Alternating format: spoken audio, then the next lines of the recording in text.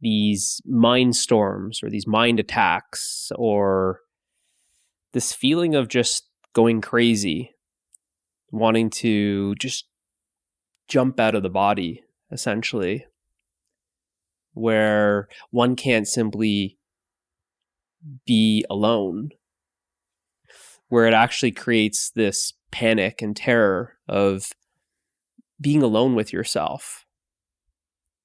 The feeling is that you'll go insane, that the thoughts are just so scary, the fear is so intimidating,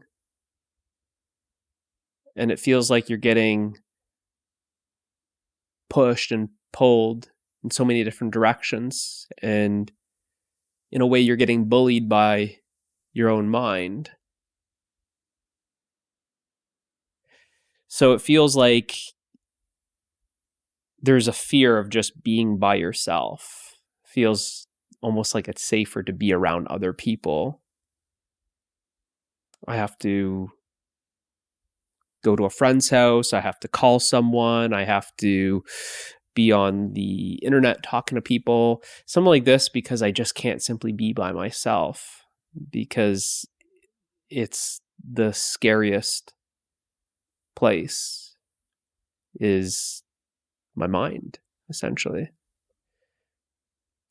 So this kind of picture that I'm painting, unfortunately, it's not a fun place to be in, right? So, but it's to see this clarity that hopefully I can share with you in this video, that you can see this is these mind storms or these mind attacks or this bullying, this darkness. All of this is simply just thoughts. And what is happening is that we are paying so much attention to the thoughts, and especially when these thoughts seem very scary and intimidating, and the thoughts are very active. That's why people describe it as like a mind storm, like it's like a tornado or a hurricane, and it's just out of control, and everything's spinning, right? It's just spinning, and it's just, so it's a storm. It feels like you're getting attacked, right? As if, as soon as you just, want to relax and just you're by yourself, you can't be by yourself, because that's when you get attacked. Whenever you're by yourself, you are getting attacked. So this this turbulent activity, it's really like a surge in activity, and the attention is going to the activity, and the activity is very much like a distraction. The activity is just, trying to get your attention. And a lot of times this is coming up, that you experience these mind storms, these mind attacks, or this, what other way did we describe it? This pushing and pulling, this just rampant activity. That you actually experience this when you've already had a glimpse of your true nature. That then the mind is throwing everything at you, as if it kind of knows something's up. Because if you withdraw your attention from this activity cannot sustain itself without your attention. And that's what's going on. In a way, the mind is throwing a tantrum. it's just wailing and flailing its arms and just making a lot of noise. The same way a toddler starts throwing everything, pushing the plates of food, throwing the toys, doing everything. And it wants everyone's attention. All of a sudden, this toddler is now in the spotlight. And it seems to be controlling the entire family. A family of 5 or a family of 6 seems now to be focused so much on this toddler throwing the tantrum. So in a way, it's a very sneaky control mechanism. It seems to be controlling you by throwing this tantrum. You can't be by yourself because of this tantrum. You can't relax because this tantrum. So in a way, it's a very sneaky way of getting control. And if you have kids, you might see this with your own kids, that they kind of get what they want if they throw a tantrum. It's a very subtle control technique. Now, what does this mind actually want? Well, it wants your attention. It wants your attention. And like I said, because you've already had a glimpse, whether you know it or not, sometimes you don't even know it, but it's like it felt threatened. It felt threatened because you noticed something that's, well, it's not something, but you went beyond it in a way, sort of say. Going beyond the mind is getting a glimpse of your true nature. So in a way, it's almost like it knows something's up. It knows something's up. It's almost like it's, my days are numbered. And I need that attention. So now it's throwing everything at you. So this distraction, it's like jumping up and down and waving its hands and throwing things. These are all just like thoughts, right? A lot of noise, right? There's a lot of noise in the mind. There's a lot of activity. The mind is very busy. It's very active. It's very noisy, right? There's a tantrum going on here, right? And I'm not belittling the experience here. I'm not trying to make it seem like it's not a big thing, but I want you to just see it, bring a little humor, see it from a different perspective, because the other thing too is there's a lot of seriousness in the mind, right? So if we can look at it from a different perspective, just see, well, there's a toddler just, throwing a tantrum, having a fit here, throwing everything, right? Yeah, you call it a storm. Yeah, we could say it's a tornado and it's just, destroying everything in its path, right? Yeah, it's one way. We could also say, anyone who has a 4-year-old or a 2-year-old or a 3-year-old, they know that it kind of feels like a tornado too in their house with just this little toddler throwing a tantrum. Right? Different ways of looking at the same experience. So it wants your attention, and it actually grows with more of your attention. You're sustaining it with your attention. And this creates this cycle, this loop. And you actually see this with kids. If you are a parent, you can see this. If you're awake to it, you could see this, how a kid will, in a way, control the entire family by throwing these tantrums, by, in a way, being this victim, playing the victim card all the time, and getting the whole family to meet its needs in a way. It wants the attention. It will ruin the entire dinner just so it gets the attention.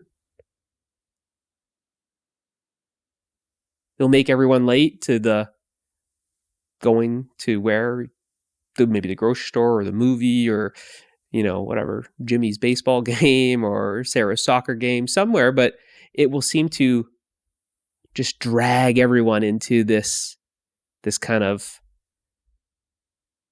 tantrum, this kind of place. It has this inertia. It pulls down. It has this ability to kind of be this drama queen in the spotlight. And you might notice that with kids. You might notice it with maybe some adult friends. Why are we always talking about, Shannon's problems? Every time we go for coffee, we're just listening to Shannon talk about her problems. She wants to one up everyone and have the biggest problems. She's doing all the talking and everyone's circling around her, focusing on her problems. And it reinforces this whole cycle. The attention of the circle of friends seems to empower this very activity. In the same way, that is an external representation of what essentially is happening with the mind. Now, if you are a parent with the kids that are throwing a tantrum like this, you may have actually discovered this parenting technique of it sounds very unloving at the time of hearing it, but it's simply stop paying attention. That you starve the attention because there's a craving for the attention. Oh, are you okay? Oh, so, and that's what reinforces it. That's what builds on that pattern. Oh, and then it's almost like I got the whole family to bend over backwards for me and meet my needs when I just threw that tantrum. Look at that. I ruined the entire family dinner and I still got dessert. Right? It's like this. And once you stop giving it so much attention and giving it so much importance and putting it under the spotlight, then it just doesn't have the same power. Now, why? Well, because you are the source. It's you that's empowering that activity. And that's how powerful your attention is. Because your attention is coming from the source. Without your attention attending this activity just seems to slow down. It'll quiet. It'll be less active. And this bully just seems to go away. This tornado, it's so calm now. Right? This tantrum. Oh, you're gonna do that thing again? Oh, and then you just walk away. You walk away, and you see it. If you see it with kids, you see that the kid wants the audience. You see that even sometimes the kid hurts himself somewhere in the house, is not crying. It's actually okay. It's just a little little boo-boo, comes down, looks for the family. Where is the family? Oh, they're all there watching a movie. And then now there's the crying. Now there's the crying and the, oh, are you okay? And all of this, all for that attention, right? Gets you every time. So if we can see it from this perspective, like I said, I'm just presenting it as another way to see it. See it as this big distraction, this big drawing of attention, that it needs to look big, it needs to move around and create such a big commotion, wave its arms, flail, scream, kick, throw things. This is the mind. And it needs to do this in order for it to get some attention. But I just want you to notice that which the attention is coming from, that which is aware of this tantrum, throwing the arms and flailing and kicking and screaming, it's a big tantrum here. That which is aware of it, is that going crazy? Is that screaming?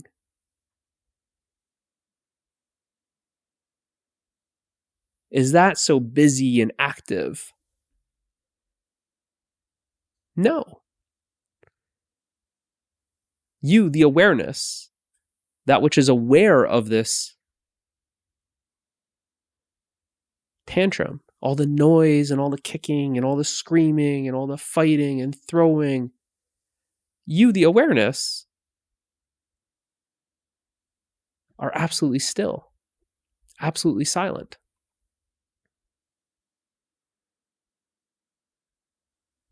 You are the piece that's watching this chaos. So when people are talking about this mind storm, this mind attack, I can't, it's a mind attack. I just want peace. I just want peace of mind. Well, there's the mind, and then there's peace. You're just looking for peace in the mind. You're not going to find it there. The peace is beyond the mind. The peace is what's aware of this chaos. This chaos is just another name for this tantrum. You are aware of the chaos, but that which is aware of the chaos is it chaotic? No. When you actually check, you're checking yourself. Is the awareness that is aware of the chaos, well, is this awareness chaotic? No. Well, what is it? It's not chaotic. It's peaceful, actually. And there you have it. That's the peace that you're looking for. The peace that you're looking for is the peace that you are. No amount of trying to stop this tantrum, no amount of trying to control the uncontrollable is going to bring about peace.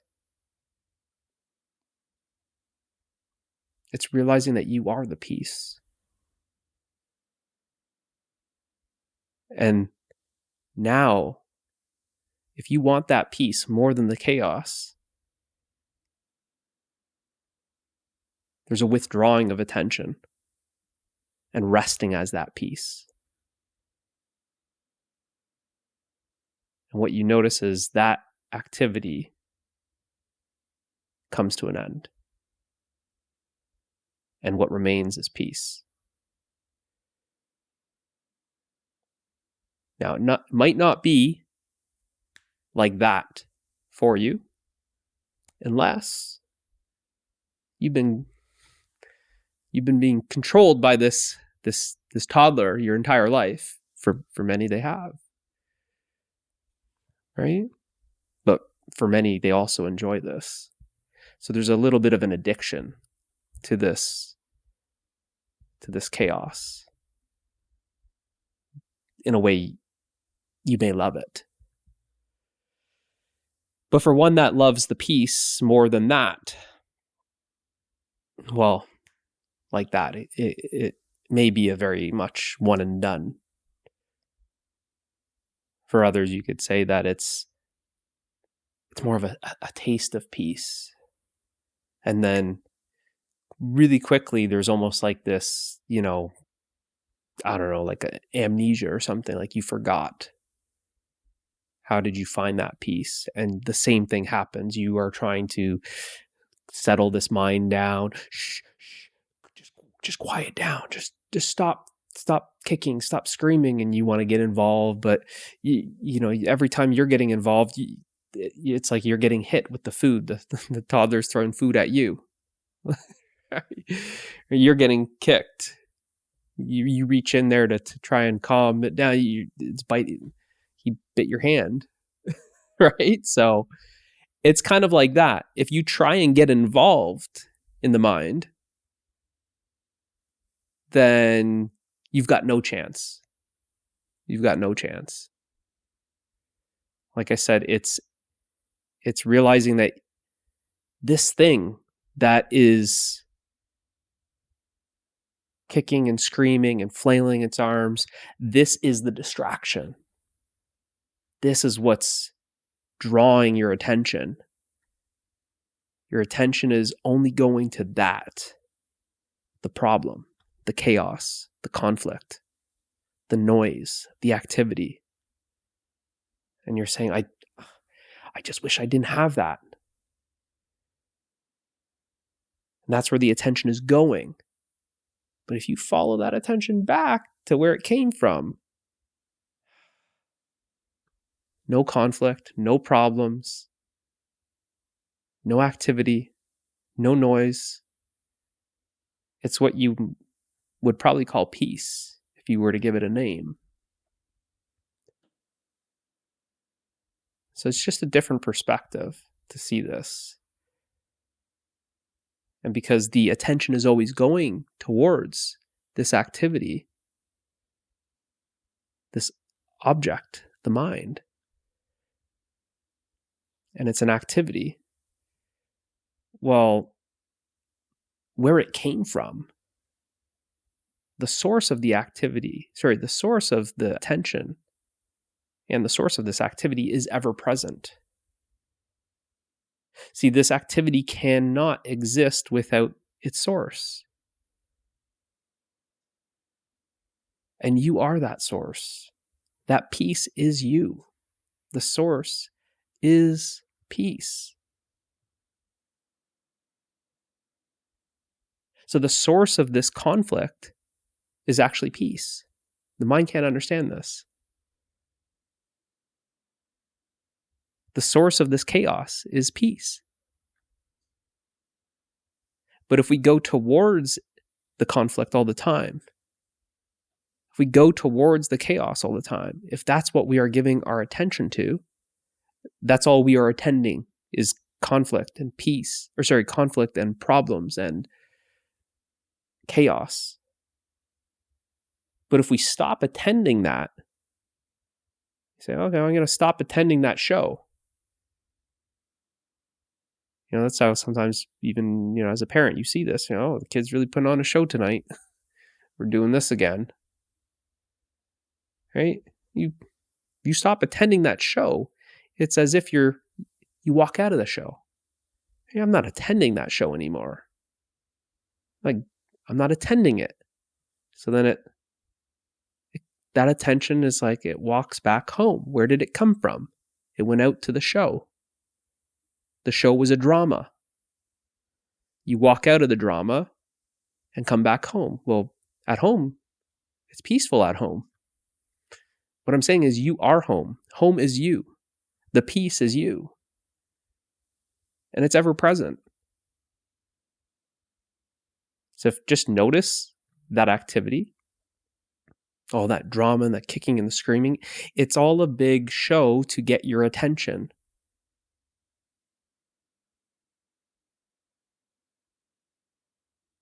No attention, no drama. No attention, no show. Right? Every show needs an audience.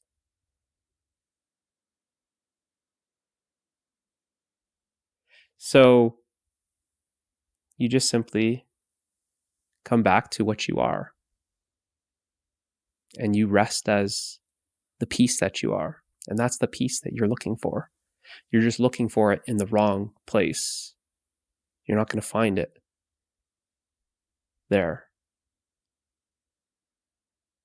And by realizing it's ever present, whenever this toddler seems to throw the tantrum, you just simply walk out of that. Just walk out of the show. Just stop attending that drama. Don't give it your attention anymore. You just come back home to yourself and rest as the peace that you are. Hopefully this helps. I'll see you in the next one.